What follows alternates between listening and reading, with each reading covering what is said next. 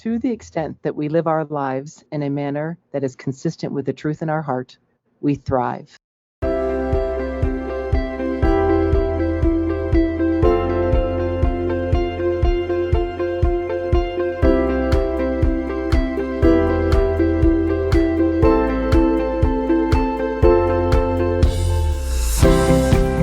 Welcome to the Meier Clinics podcast, and you just heard a quote from one of your hosts, Dr. Lisa Day.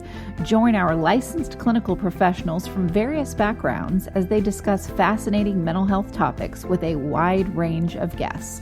Meier Clinics is a Christian counseling organization with multiple clinics nationwide dedicated to treating the whole person, emotionally, physically, and spiritually.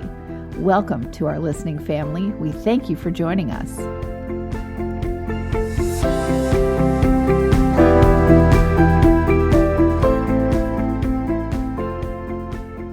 Hi, Meier Clinics podcast listeners. We are back with Dr. Lisa Day. Hello, Lisa. Good morning, Kristin. And we are doing a follow-up to last week's show. This one is called Love and Power, Personal Power versus Ego Power. Boy, Yay. That's a big one.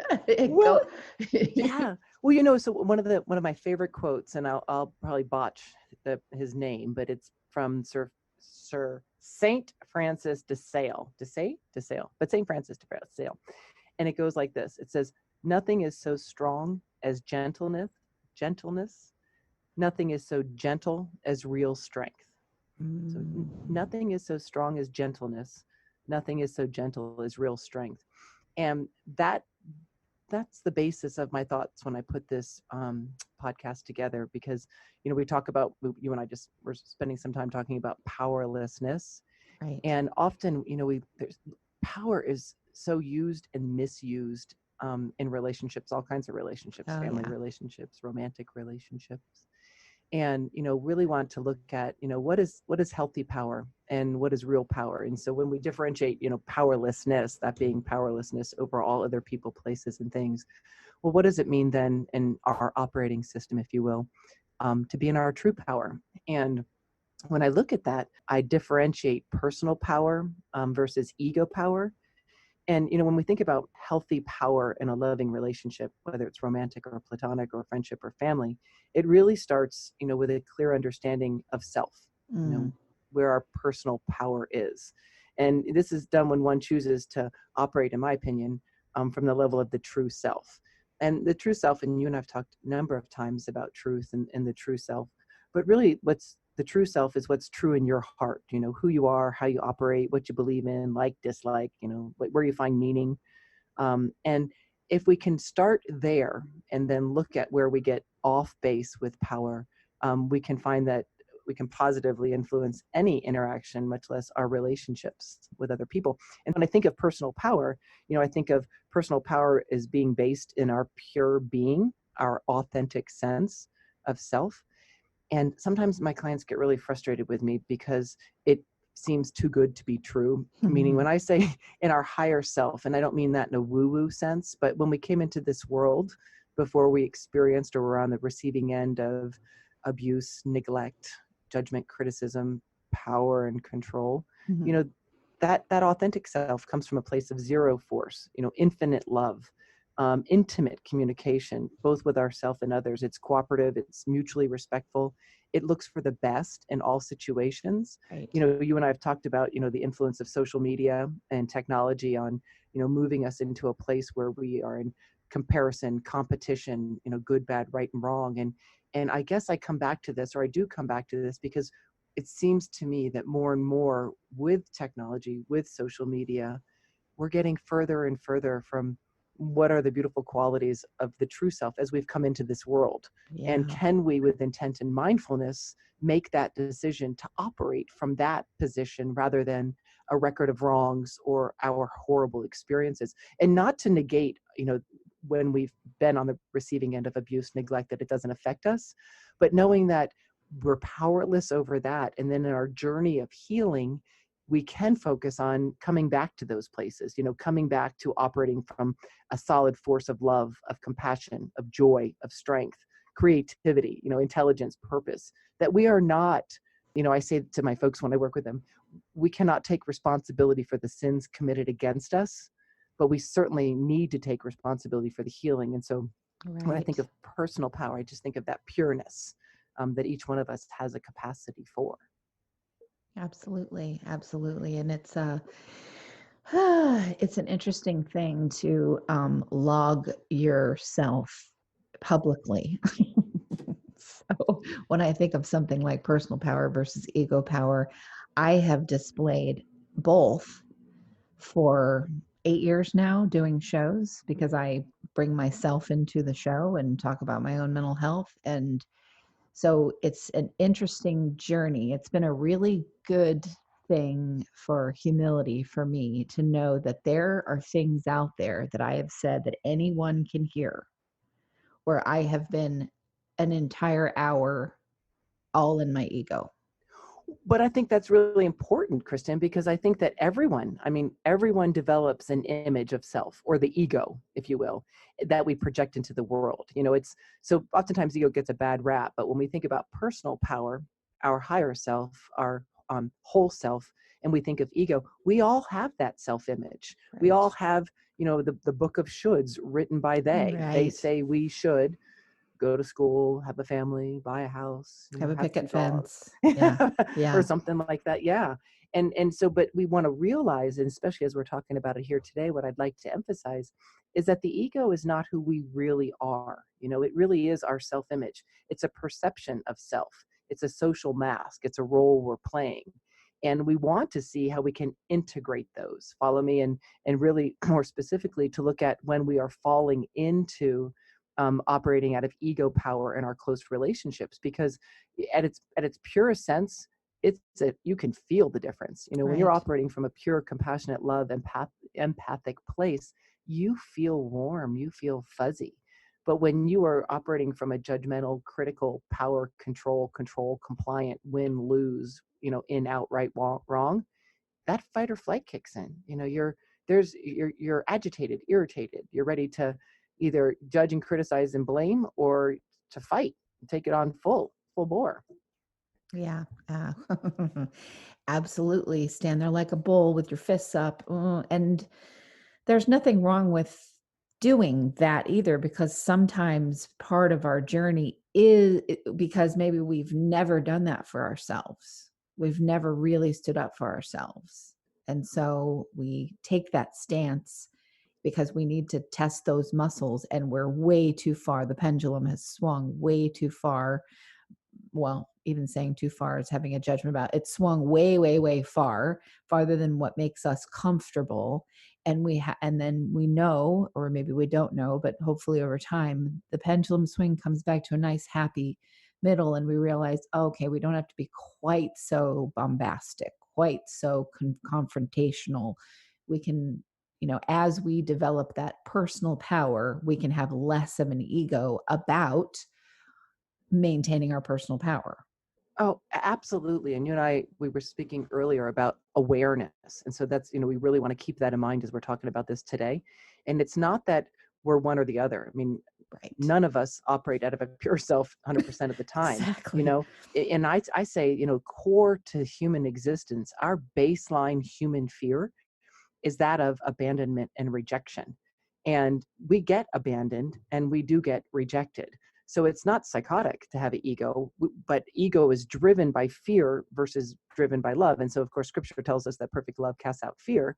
But in our world, in our very fallen, broken world, we have it. And so it's that awareness, that am I operating from a place of ego? Am I operating to avoid rejection, avoid abandonment, feeling of not, belonging or not mattering, fear of failing, fear of being wrong? And the fears cause us to have boundary challenges, Right. which ultimately interfere with that connection that you always hear me talking about. Yeah, absolutely. And it's a funny thing. Like when you have had any kind of abuse, especially early childhood, a lot of us, if we're extremely sensitive, tend to be more empathic individuals. We really don't want conflict. So we will avoid, we will be big time conflict avoiders. And that's a skill we certainly learned as a kid. And then, like I said, we go through that pendulum swing where we have to to the conflict because we're taking care of ourselves, and then we can relax and do, okay, we don't have to be like that all the time. But there's something interesting that sort of happens where you are resting in between those two states, and you have to allow yourself to feel angry, to feel resentful, to feel whatever it is you're going to feel about a situation. And you got to swim in that for the grace to come in to where you can Absolutely. let it go. And that is like we talked about last time, that is a very uncomfortable place to sit with yourself, especially if you are a lifetime conflict avoider. Well, and I think that it's, it's just a vicious cycle, because when we're a lifetime avoider, what's required in order to do that is that we disregard our needs and wants. Yes. Yeah. And when we disregard our needs and wants, then we end up bitter and resentful. Yep. And then we end up judgmental and critical. And so, finding that line of where my ego is stepping in. And ego, the way that I teach it is that ego really is associated with shoulds. They shouldn't talk to me that way. They shouldn't Yeah. treat me that way. I shouldn't have to be dealing with this. It's a tremendous abandonment of responsibility and an organization of the world. And we as human beings, when we come into the world, we do organize our world as good and bad. We have a good mom or a bad dad, or vice versa. This was a good experience or a bad experience. This is good food or it's bad food. And yet what I think, and many researchers would talk about this and do talk about this, that one of our greatest challenges in navigating adult responsibility is integrating, the good and bad, not only in ourselves and the world, but in others. Yeah. And that's, that ongoing practice. So we're able to move past that place of disregarding our needs and wants and being able to be present. But that, again, it's definitely a practice. It is. And there's an interesting place of grace and strength that I think is personal power when you are someone that vacated yourself in order to make room for everybody else. Oh, yes. Oh, golly. And then you Yeah. start to make room for yourself. And then, which, believe me, I mean, I vacated myself so much that like putting my toe, like the tippy top of my toe into water was like taking so much room in comparison to the amount I vacated myself. But now I do things where, we were just talking about a situation wasn't working for me. I knew it wasn't working for me. And I know that I have the capacity to just deal with it, to just deal with the situation, because I know how to make nice. If anybody knows how to make nice, it's me, Well, But I went, you know what? I can do this and still be the nice person that I like to be, while also saying, this situation isn't working. And I'm going to say it isn't working. And I'm going to do something about that because my needs are important. I'm jumping in the pool. No more tippy toe here. that you're able to be truthful. Yes. Yeah, you're able to acknowledge what works for you and what doesn't work for you. And Yep. I think that, again, with personal power versus ego power, it's all about the awareness. And I think that being able to rest in that discomfort. And one of the things that you said really triggered me to think that, in order to do that, Kristin, clearly you've come to a place where you are able, one, to know what your truth is, separate from what other people are, or you've developed that skill to say, what is my truth in this situation? And what I teach folks is to say, what is my truth? What impact will that truth, if implemented, have on me and those around me? Because we're not going to always act out on our truth. I don't necessarily feel like driving to Boise today to pick up a family member from the airport. I'd rather go to the local airport. But the truth is I'm going to provide that transportation because I love. But I think that, if we know what our truth is and we're able to look at what the impact it has on us and what it has on others, then we're better equipped, to be able to deal with those situations. But I think that, when you are dealing with conflict or you're saying this isn't okay with me, I think that the challenge here is really being aware of what it looks like, what it sounds like when we're operating from a place, of personal power versus trying to exert power, or we're in the ego power, and they're very different. When we're in the ego power place, it's inequality. There is a Yes. winner and a loser. Yes. There is success and failure. Whereas personal power, it's equality. We want the best for all. Right. We're in this together. And it's not that we don't have feelings. It's that we want to look at, we talk about it oftentimes in couples therapy. What does a win-win look like, versus a win-lose? I love win-wins. I just love win-wins. When I play a game, I used to get in trouble, and now I love this about me. Hi, this is Dr. Paul Meier of the Meier Clinics. Our Christian counselors across the country have a goal of helping all those who come to us to become what God has called them to be. If you're in a situation where you're not at peace within yourself, or you just feel like there's joy that's missing in your life, we can come alongside to help you obtain peace and joy. This message is sponsored by the Meier Clinic Foundation, a nonprofit Christian counseling ministry. The number is 1-888-7-CLINIC, 1-888-7-CLINIC. So there's a game where we would all sit in a circle, and you put a sticky note, a Post-it note on your forehead, and you write the name of somebody on it, and you can't see what it says, but people have to act out without telling you the person's name, right? Fun. I like the difference between me and, say, my ex-husband. He fights to the death to win, win. I won't play games with him because I it's can't all about stand the win. it. Yeah. And, he grew up in sports, and so I get where it's ingrained, right? I mean, he learned that as a little kid playing peewee football or whatever you call it. But for me, I want everybody to win. So I want to tell that person, I almost want to go hide somewhere, even if it means I will lose the game. I want to walk by him and go, Michael Jackson, like a sneeze, so that they'll get it. Cause I want them to win, Well, and there's a point in that, though, that is really important to clarify, because it's okay to be competitive, right? And it's okay to strive for excellence, and it's okay to, have high moral value and what have you. Where we get into trouble with the ego power is when it's not that, it's tied to our self-value. So if I don't win the sticky note Michael Jackson game, that I'm a failure, loser or whatever, and I make you bad. Yeah. So it's it comes down to, so with personal power, I guess that would be helpful to emphasize that there's self-acceptance, there's self-love. You were talking about that in another show, that to have this grace, this unconditional love and acceptance of self, good, bad, ugly, warts and all, the greater our acceptance of who we are in totality, the greater our ability to stay, present in personal power and to function from that place.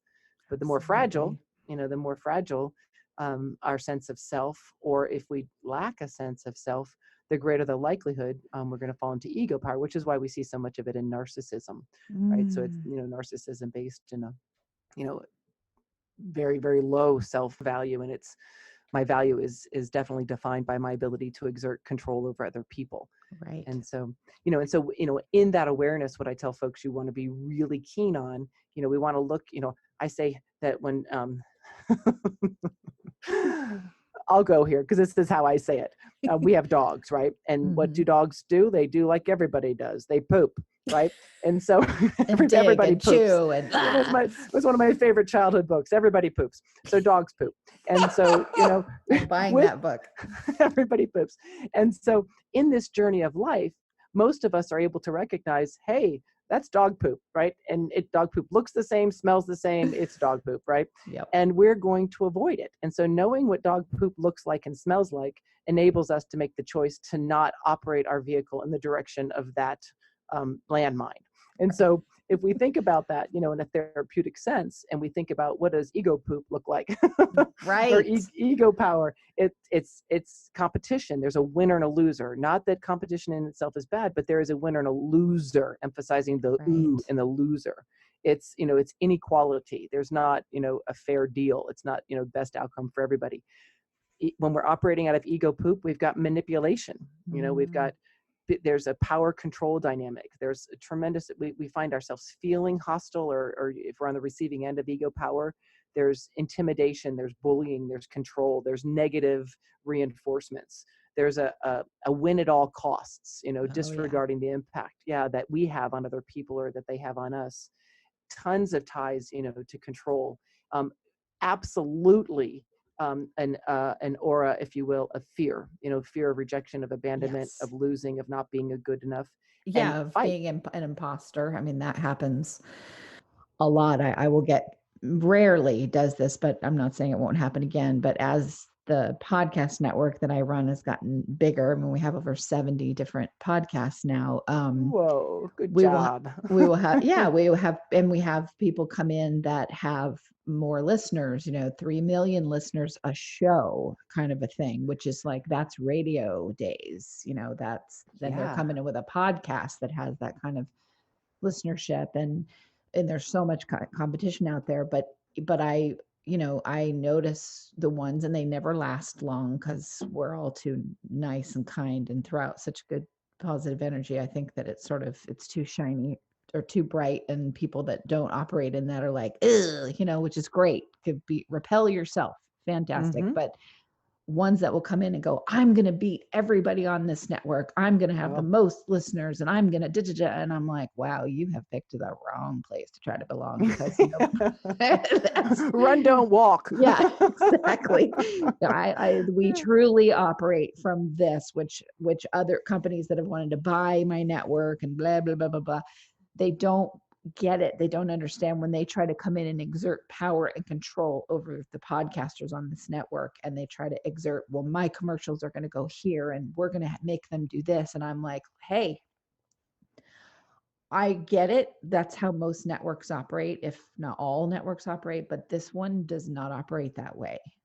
That's huge. These people own their own shows. I can't tell them what commercials to put on. And if you buy this network, you're not buying them, because they own their shows, which makes it not attractive really probably for anyone to want to buy this network. But you know what? It ain't up for sale. So that's okay with me. But I like having put myself in a position of, we're all in it to win here. And if someone has 5 people listening, that's 5 people they're helping. And if someone has Absolutely. 3 million people listening, that's, it doesn't matter to me. And that does not fit in that ego-driven world. And I'm okay with that. Well, and I think that's so powerful. And I think that it's also, when we come across and interact with people like that, while I want us to look at where these things show up in our own life, but the other part of that is when we come across someone who's operating skewed out of ego power or self-image or all of those qualities, unfortunately, it's like a rope in the game of tug of war. It feels like it whips us upside the head. And so the better our ability to identify ego poop, the better our ability to stay Yes. centered, right? So if someone is manipulative and hostile for us, it triggers us to be hostile back, or to defend and explain. Yeah. And so when we consciously go, there's ego poop, and I don't want to step in it. Yes. I'm better able to say, no, you know what? I want to focus on partnership. I want to focus on mutuality or goodwill. I want intimacy. I want truth. I want validation. I want to take a step. And we use these words that what I'm interested in the best is the best outcome for all. And we can diffuse ego tug of wars, if you will, if we have the wherewithal to see it as ego poop and to stay in our personal power, which obviously requires boundaries, but it requires that awareness, that you and I have been talking about. It's such a great barometer, listeners, too. I mean, you probably know this already, so I'm preaching to the choir, but it's such a great barometer to feel your ego being tricked, to feel your hackles raise in reaction to someone else's behavior. Like, I used to feel immediate shame. Oh, look I have this badness in me too. Awful. And now I realize, well, that's ridiculous. Stop that nonsense. No, that's your barometer to say, this is a situation that I don't like, I'm uncomfortable with, and it's a situation where I need to really put up healthy boundaries, because those hackles coming up is the hot stove that you shouldn't touch. Well, and ego power being based in, or in reaction to, if you will, fear. When we're interacting in those dynamics, that's often what we'll feel. We'll feel fear. Right. We'll feel a threat. We'll feel anger. That shame. Yeah, we're triggered. Yeah. We're provoked. Yes. And I say that, we're not responsible for, other people's behaviors, choices of words or actions, but boy, we have that control. We have that influence over how we respond to it. But being able to see it as ego poop I guess I should shift off that, is the most powerful component. So if we don't, that's why we want to have great clarity of what it looks like. And we talk about it a lot on the end of the spectrum where we see it in pathology of narcissism, but it happens all over the place. Right. Family members will exert it. Well, I think this is best for mom, right? Really, Yep. you're not here and you don't know. This is why I live in the woods. Yeah. And we will also want to realize where we pull it. The other day I have a family member who's got a medical issue she's struggling with, and I said, well, I'm the nurse and I'm the behavioral med clinical psychologist, and this is what I say. And so, that was bending down and picking up that ego rope. I was saying, Right. no, you're not hearing me, and I'm going to, use this power tactic. Right. And then, I had to just kind of regroup and say, you know what, that's really not where I'm coming from. My truth is I'm not on board with that approach. I would really like you to consider this. And so we all do it. And so, it's not only the pathological narcissists out there. Right. We want to really be aware, because we all have a self-image, and we're driven to have a self-image. What would the neighbors think? What would the Joneses think? Mm-hmm. Who does cartwheels at a music event, at 45 or 55? Right. Not me, because I would injure myself and 12 other people. But, hey, if I could do one, it would be great. Yeah. Well, and so being aware of those feelings, of do I feel anxious or do I feel worried? Do I feel threatened? Do I feel provoked? Am I feeling that my fight or flight is kicked in? And then consciously, making that decision to operate, from our personal power or from our pure power or from our healthy place. But I think, though, Kristin, I think it's worth a little bit of a discussion, because, these are in the ideal sense in the healthy operating system that we gain the awareness of personal power versus ego power. But, far more what I see in my practice and what you and I think what you and I spend a lot of time talking about is the variety of areas where we see an abusive use of power and control. And, it all over the place, right? And it almost becomes commonplace rules of relationships, and having the courage to take a stand and saying, that's not how I fly. That's and you do it with, goodness, we do it with our close family members. As I navigate choosing to have a relationship with my mother, shocking, I know, those dynamics come into play, and I choose, next week I may say I'm never speaking to her again, but I'm choosing to have a relationship. I do not want to be yet another generation that disconnects from everybody. But that kind of who tests those boundaries more than your family? You know what I'm saying? Well, or your mother. Yeah, exactly. That mother would. Oh, yeah. And really, I think that's an amazing example, because oftentimes, and this intimately well, when we have been raised by a narcissist and we've spent our entire life trying to get their love and adoration or their approval and acceptance, and it's simply not there. When we do our work as an adult and then we come back and we want to negotiate or try on or navigate these relationships, it's a real test to, am I able to stay, as I say, I tell my clients, am I in my boots, shoulders back, chin up? Yes. Not ready to fight, but am I able to stay in my personal place and my personal power? Or does she or he provoke and push and get off base? And I think that's a continuum, and I think it's fluid, not rigid. Like you were saying, next week we might be in a different place. Yeah. I think that's the reality, that it ebbs and flows.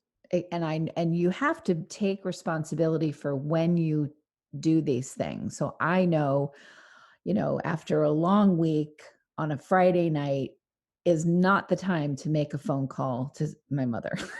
Well, as the 12-step calls it, they call it HALT, right? Yes. If you're hungry, angry, lonely, or tired, wait. Exactly. Wait. And again, emphasizing that what's within our personal power is, I take my hands out as far as I can and I touch my fingertips, is that, can I honor this space for myself, to know how to proceed forward so that I can be sure that I'm maintaining in an operating dynamic that's consistent with the truth of who I am. And we have a responsibility to acknowledge if we're hungry, angry, lonely, tired, provoked, put off. And again, I say to clients all the time, when in doubt, wait. Yeah. When in doubt, wait. When in doubt, talk less, listen more. Right. It's when we become hyperverbal and we become impulsive and reactive that we're likely to be pulled into an ego exchange and to move off center from operating in a dynamic consistent with the truth of who we are, that true self. Right. Yeah. Mm. And we want to be aware that there are common personality disorders that pull us in, and certainly as a therapist for 27 years I can spot them, but just to put them we can smell them, but we look at certainly antisocial personality disorders. They're going to use power control dynamics. Right. Borderline personality disorders, it's black or white, good or bad, in or out. Histrionic personality disorders, manipulation, self-centered attention. The classic narcissistic personality, self-absorption and control. But we often sometimes forget that there's just plumb sadistic personalities out there, that they gain pleasure in your pain. Yep. And that power of inflicting pain, whether it's emotional, physical, psychological, financial, or what have you, is just it's a control compliant dynamic. Oh, And when you see someone that there's nothing like seeing someone, their face, and I mean actually physically seeing them when they are taking pure delight in hurting other people. And not only that, they are master planning how to hurt in the most horrible way. Very different from someone who is wounded and acting out of their own pain. mm-hmm. And sometimes are so unaware of their behavior that they are, and how much it's hurting other people. That is, that's someone's substance abuse careless issues. behavior. Exactly. Or depression or whatever. But when this is the thrill of their life, mm-hmm. and you watch their face and their facial expression as they're delighting in this, it's scary. Well, and I think that we have to come to that reality that there are people who are vicious and malicious. And you and I did a podcast not too long ago on identifying, the warning signs of an evil person. And those of us who are very popular show, by the way, listeners, I'm sure. well, and those of us who are pathological optimists who love to love, we refuse. We're in denial that those people exist, and we think we just need to love them more, right? We just need to be finally, I am not, probably the last year, I am no longer that person, and you do have to grieve that person because I for a while I felt very resentful and angry that I wasn't that person anymore, that always saw. I actually am someone who goes, well, we'll give it some time before I see if I'm gonna dig this relationship. We'll see how they behave. Not in I'm just, and I prefer to be here. Trust me. It's much better in the world that we live in. I lose nothing. I gain everything by being this way. But I do understand how upset I was thinking that I was losing something to not live in the land of naivete and everything is roses and spices and rainbows. Well, it's living in reality, right? And it's really fine-tuning that skill that we're talking about with regard to powerlessness. Absolutely. And honoring that space and time to navigate your truth, not be triggered by another. So, so it all begins to come together, right? It's like riding a bike, those pieces come together. Yep. And I think too, for our listeners, and, you and I talk about this stuff all the time, Kristin, so it's second nature for us, but, we want to, with intent and mindfulness, focus on operating out of our personal power, being aware of our ego power. But we really want to know about the ego poops that are out there, with emotional blackmail, right? Emotional email. We've got that all the time, right? Right. Look at social media. Right. Exactly. No, but we want to realize that these are control tactics. These are abusive power. So, emotional blackmail, silent treatment, love bombing, mind games, passive aggressive behavior, power and control compliance, coercion, all intimidation, bullying, economic abuse, pet abuse, all of those things are misuses of power that we see with ego power on the end, the abusive spectrum, of relating, more on the pathological. But the more we can see them and become aware of them, and we know it because it doesn't feel right. So, so what do they say? If it looks like a duck and moves like a duck, it's probably a duck. Yep. And, if it doesn't feel right and it's hurt and it's fearful and it causes you to want to defend or explain or to fight or flight, you probably are on the receiving end of ego power. Right. Or abusive power. And we just want to honor that, not disregard it. So when we're Yes. codependents trying to have the perfect world, we go, oh, you're being too sensitive. Oh, you're letting that bother you. You shouldn't. The book of shoulds written by they. I thought that for whatever reason, I feel called to bring this up. It's very minor, but it is something that many of us have to deal with, especially women. But something that a male in my life that has a significant place in my life just loves to constantly say, relax, calm down. And why am I hiding who it is? My ex-husband. And so for 33 years, he's been doing this. And no matter how many times I say, that doesn't work, here's an entire New York Times best-selling book that is about this very thing that never works. Like, here's all the proof that doesn't work. It's dismissive. It's, patting somebody on the head. I mean, it's just in no way is that good or helpful. And he's not going to stop doing that. So I'm powerless to him doing that. So this is how I handle it today. He will do those things and I hang up. That's a boundary of space and time. and you know what? He's very chagrined and he's, he's tiptoes a bit. And somebody could look at me and say, wow, she's really got him. Da, da, da, da, da. And I say, I don't even want to hear about it because this is practiced. There's nothing else I can do because I can't make it stop. But I do have the power to not go to DEFCON 1 about it, to still say, don't ever speak to me that way again. Do not tell me to relax, chillax, chill out. That doesn't work. I've said it 1,000 times. And then they do it one more time. And you know what? I have the power I don't want to allow that to get me upset. So I just hang up. Well, in what you're doing, I always point out these learn ops, right? Is that, a boundary says what I will and will not do, and control says what he will and will not do. Yep. And embracing your powerlessness over him, you are able to remove yourself from that situation. Yep. Yeah. And I tell people too, it's not all bad stuff, when we're talking about this. Yeah. I have a lovely mother, an amazing mother. And I recall a couple of years, well, I guess it's more than a couple of years now, when I would come home from college to, visit my folks and have some time at home and we'd eat dinner. There was always, sweetheart, would you like seconds? No, Mom, I'm good. Don't you want seconds? Would you like some more? No, Mom, this is fine. You didn't like it. It was not good. I ruined another dish. Okay. And so I'm not going to eat more to please my mom, but this is out of love. But really there's ego in that. There's fear of failing the meal if I don't like seconds. And so my mother does that too. Yeah. Yeah. Being able to say, Mom, this was delightful. And I'm satiated. Thank you so much. Horrible. Yeah. Okay. Because my mother would do those things. Like there was one thing with a pork dish. And my stepfather was there and she didn't cook it long enough. And she just went to pieces. And so this is how I dealt with my mother, which I don't know. People could say I'm horrible for this, but I'd go, yeah, thanks, Mom, for giving your daughter worms. I really,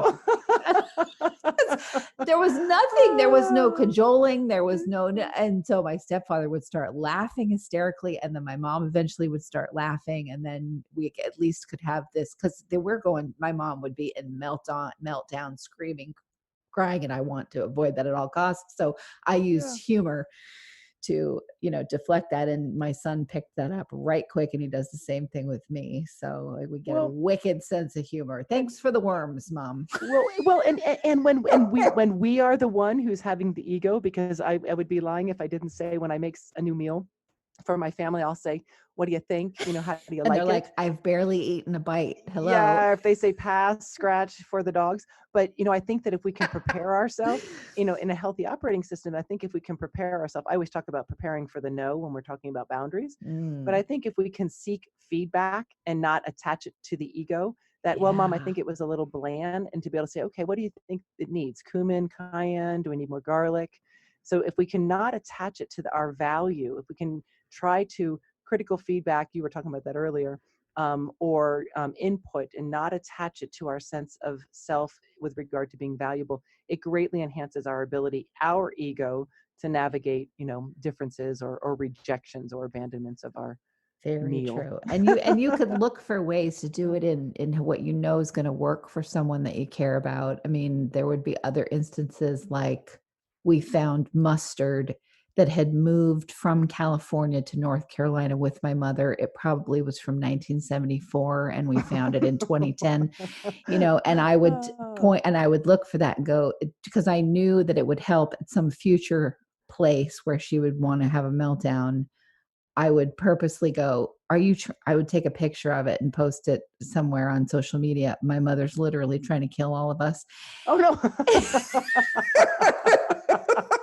Because I knew, and sure enough, some other, landmine would happen later. And I go, is this like the mustard? And that would help. Like a lot of it too is like shifting people's brain from that ego to personal power, if you know them well enough that you can do it in a kind way, Well, and knowing with your personal power that we seek joy in our interactions. It's not good or bad. It's joyful. Yes. It's joyful. So, yeah. So to the extent that we can, be aware of our own ego power, be aware of when we're operating out of our loving true self, and, be aware of when we're on the receiving end of ego power, it just increases the health of our relationships, the health of our boundaries, and as always, increases, the availability for connection and attachment, which is at the end of the day what it's all about. Absolutely. Well, I love it. We're so good. We just zip right through and then bing, right on time. It's a practice. It's a practice. We've been doing many of these shows. We have it timed perfectly. Listeners, thank you for tuning in to this episode of Love and Power, Personal Power versus Ego Power with Dr. Lisa Day on the Meier Clinics podcast. Thanks, Kristin. Thanks, Lisa.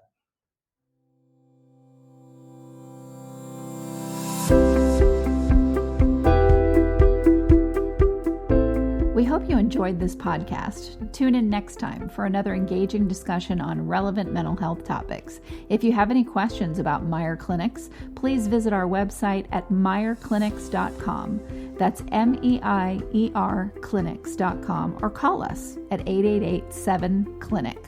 Don't forget to leave us a review on iTunes, Stitcher, or any of your favorite podcast apps. And please note that we are a member of and produced by Mental Health News Radio Network, MHNRnetwork.com.